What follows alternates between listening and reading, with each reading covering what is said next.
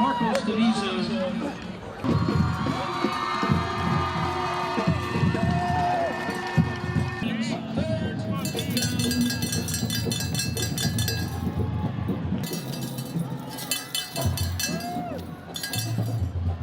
I mean, I think it's really cool because it's something that no one really else has, and you don't see a lot of Padres anywhere, so I think it's really unique and just adds a lot to the school.